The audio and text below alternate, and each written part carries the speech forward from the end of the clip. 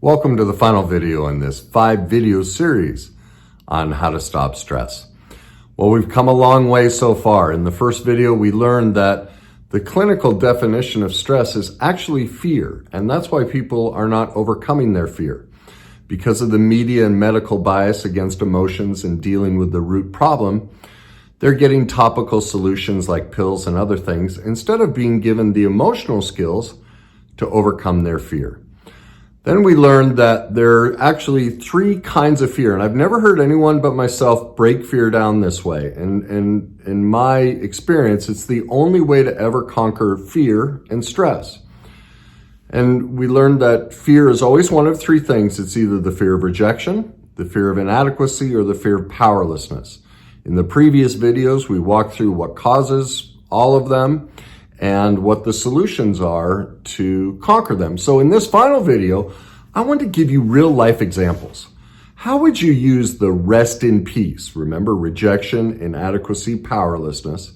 How would you use that so you can conquer stress, fear at any point in your life? So I picked some real life examples. Like right now, there's the whole mask debate. You know, should you wear one? Should you not wear one? Everybody's on different sides of this. Well, let's look at that. People get very stressed out when somebody either wears one or doesn't wear one. So the first thing we do is we use the rest in peace acronym. We use the motto. What am I feeling? If somebody's not wearing or wearing a mask, ultimately, what am I feeling? Is it rejection, inadequacy, or powerlessness? Well, primarily it's powerlessness. Remember, we can't control. We're focusing on what we can't control versus what we can control. Now, if I'm feeling that, then what else might I be feeling? Inadequate. I don't have the skills, tools, and knowledge to convince this person whether they should wear a mask or not wear a mask. And then ultimately, if I don't have those skills, tools, and knowledge to convince them, along with the powerlessness, what would be the third thing I'd feel? Rejection. Now, my internal process, how I feel about myself, is predicated on whether they accept my reality of what's going on. So what's the solution? Well, you start with the powerlessness. Every time we want to control somebody and have them do what we want, we're focusing, remember, we can't control people, places, or things.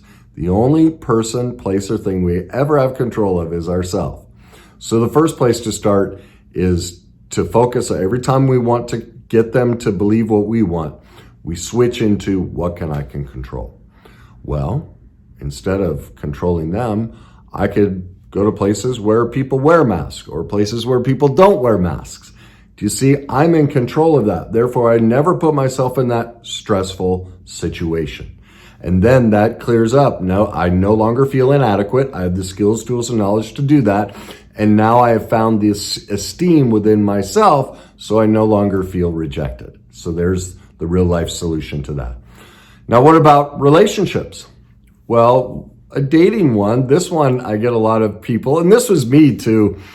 When I struggled, younger in relationships, the ghosting and people not returning messages. Well, what would be the primary feeling there?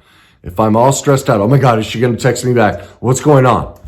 Well, I'd primarily be feeling rejection. That would be my biggest fear. What if she doesn't like me? Then again, I'd feel inadequate because I don't have the skills, tools, and knowledge to find out what she needs so I can get her to like me, and therefore I'm powerless. So do you see, in almost every situation, we're experiencing all 3 levels of this. So then what's the solution? Well, I would do some work on myself. I'd also recognize I'm powerless over somebody. And so I'd get back into what I can control. I wouldn't give myself away. That's another aspect of powerlessness. We chase them. We go against our morals and values. We're trying to get them so much that we devalue ourselves, which lowers our self-esteem. So I'd recognize, wait a minute. Maybe I need to pursue somebody that returns my messages right away. That puts me in power. That means I'm operating in what works best for me. That's my self-esteem. I have the skills, tools, and knowledge to do that. My fear, my stress goes away. Now, what about finances? This was one that I really struggled with. How do I get clients? I don't have enough clients. I need more work. I need more money. Well, again, what would we be feeling? Am I feeling rejection, inadequate, or powerless? Primarily powerless, because I can't control whether people want to get help or not. There's nothing I can do about that. We all wait till the pain is so overwhelming that we're like, I got to go deal with this. So what do I focus on? What I can control. So I do these videos. I mean, I love talking about this stuff. It just makes me excited. Like, I could literally talk about this stuff all day. If someone left a recorder, I'd go nonstop. Like, every conversation, I'd love to talk about this stuff. It drives people crazy. I guess normal people. But I just love it. Well, so I can't control whether somebody's ready to get help or not, but what I can control is pursuing something that brings me joy. Well, I love talking about this stuff.